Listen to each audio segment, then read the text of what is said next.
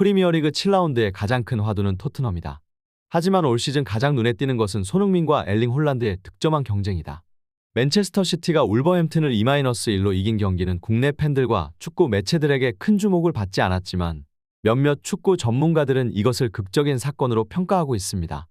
전문가들은 지난 시즌 독일 보루시아 도르트문트에서 상대적으로 저렴한 이적료로 맨체스터 시티에 합류한 에를링 홀란드가 폭발적인 득점 시즌을 보내며 36골로 프리미어리그 득점왕에 오른 것으로 기억하고 있다. 이는 세계 최고의 토너먼트라는 프리미어 리그의 명성에 큰 타격을 준 것으로 간주됩니다. 지난 시즌 득점 2위를 차지한 해리 케인이 팀을 떠나면서 엘링 홀란드가 득점왕 경쟁을 장악할 것으로 예상된다.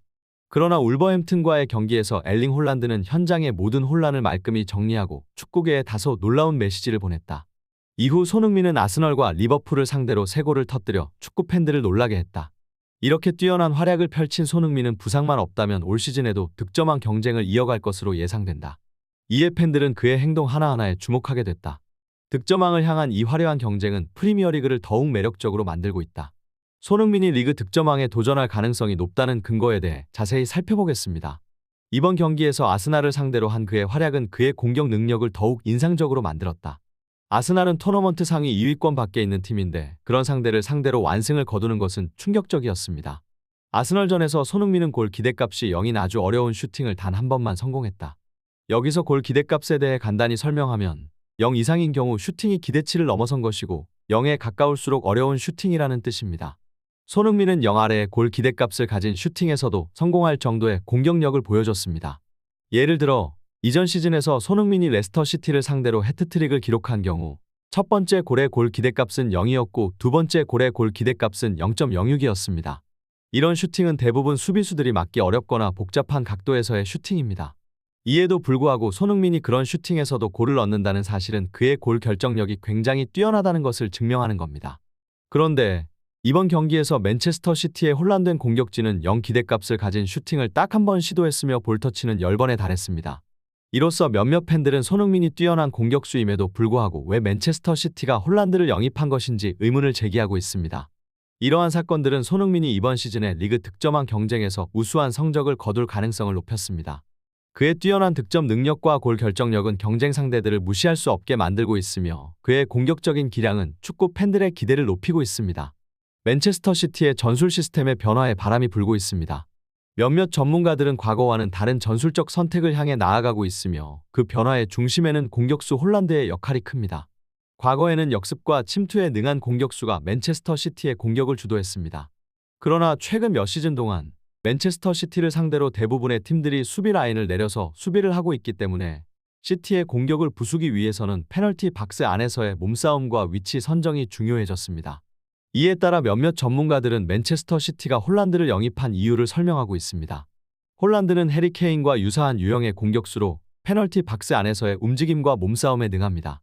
맨체스터 시티는 홀란드를 영입함으로써 이러한 상황에서의 공격을 보강하고자 했던 것으로 보입니다. 뿐만 아니라 이러한 유형의 공격수는 페널티 박스 근처에서 좋은 패스를 받아서 득점 기회를 만들어내기 위해서 패스마스터나 킬패스마스터의 지원이 필요합니다. 그러나 현재 맨체스터 시티의 패스마스터 중 하나인 케빈 데 브라위너는 부상으로 경기에 출전하지 못하고 있으며 베르나르도 실바 역시 주전 경쟁에서 밀린 상태입니다. 이로 인해 시티는 공격 중심의 전략을 채택하기 어려운 상황에 처해 있습니다. 이로 인해 팬들은 홀란드의 중요성을 절실히 느끼고 있으며 그의 역량과 미래가 기대됩니다. 그러나 맨체스터 시티의 혼란을 해결하고 홀란드를 최대한 활용하기 위해서는 팀 내의 다른 선수들과의 협력과 조율이 필수적입니다. 과거 시즌처럼 홀란드가 압도적인 기술로 득점을 올리기 위해서는 맨체스터 시티가 새로운 전략을 찾아내야 할 것입니다. 맨체스터 시티의 변화와 홀란드의 도입으로 기대되는 미래는 무엇일지, 그리고 시티가 새로운 공격 전략을 어떻게 발전시킬 것인지, 이에 대한 답은 시즌이 진행됨에 따라 밝혀질 것입니다. 팬들은 기대와 호기심을 가지고 맨체스터 시티의 향후 경기를 기다리고 있습니다. 올해의 프리미어 리그 시즌에서 예측은 항상 놀라운 이야기를 쓰곤 합니다. 그런데 이번 시즌, 예측은 특히나 예상치 못한 방향으로 나아가고 있습니다. 그 주인공은 손흥민입니다. 원톱 스트라이커 자리에서의 그의 환상적인 퍼포먼스는 축구 팬들과 스포츠 분석가들을 깜짝 놀라게 만들고 있습니다. 영국의 스포츠 도박 업체들은 이번 시즌의 득점왕으로 혼란을 빚고 있습니다. 그들의 예측은 현재 득점 랭킹 1위로 손흥민을, 2위로는 살라를 내세우고 있습니다. 이러한 예상은 몇몇 전문가들로부터 대단한 예측으로 평가되고 있지만 사실은 이에 대해 물음표를 던지고 싶은 팬들이 많습니다. 그 이유는 간단합니다. 손흥민이 득점왕 경쟁에서 선두를 달리고 있다는 주장은 사실 완전히 틀린 것이라고 볼 수 있습니다. 그 이유는 손흥민이 원톱 스트라이커로 출전한 경기가 겨우 4경기에 불과하며 그 중에서도 그의 역량을 빛낸 경기는 굉장히 제한적입니다. 아스널과의 원정 경기에서 멀티골을 기록한 것은 토트넘 역사상 뛰어난 선수들마저 이루지 못한 업적이었지만 이러한 경기는 손흥민의 일상적인 모습이 아닙니다. 또한 리버풀을 상대로 선제골을 넣어 2대1 승리를 이끌어낸 경기는 놀라운 성과였지만 그것이 손흥민의 시즌 전체 성적을 대표하는 것은 아닙니다. 사실 폴란드 리그 7라운드까지의 골 기대값과 실제 골수를 비교하면 그의 실적이 아직까지는 예상보다 낮다는 것을 알 수 있습니다. 그의 골수는 8골에 불과하며 이는 그가 어떤 경기에서도 능가하지 못한 것입니다. 그럼에도 불구하고 손흥민은 끈질기고 훌륭한 퍼포먼스를 보여주고 있으며 토트넘을 위해 중요한 역할을 하고 있습니다. 예상과는 다르게 그의 기량과 열정은 리그를 더욱 흥미진진하게 만들고 있습니다. 어디까지 갈 수 있을지 그의 이야기는 계속됩니다. 프리미어리그에서 눈부신 시즌을 보내고 있는 손흥민은 자신의 미래와 토트넘의 공격력을 재정의하고 있다. 그의 예상 골과 골은 내셔널 챔피언십 7라운드까지의 통계에서 빛나고 있는데 이는 그가 엘링 홀란드와 비교하면 놀라운 활약을 펼쳤음을 보여준다. 손흥민은 이제 전국 선수권 7라운드에서 6골을 터뜨려 놀라움을 자아냈다.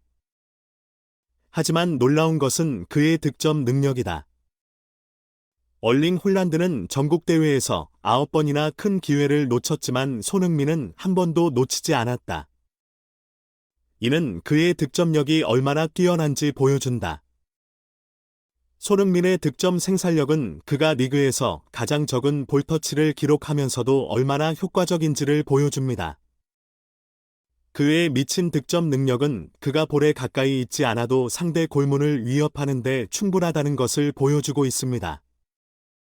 더불어 그의 활약은 토트넘에게 새로운 전술적 선택을 고민하게 만들었습니다. 이적 전문 기자들은 토트넘이 9번 공격수를 영입하지 않을 정도로 손흥민의 활약에 만족하고 있다고 전합니다. 디 애슬레틱은 그의 움직임과 컴백 능력, 그리고 정확한 크로스 처리 능력을 칭찬하며 그가 토트넘의 새로운 경기 방식에 적합하다고 분석하고 있습니다.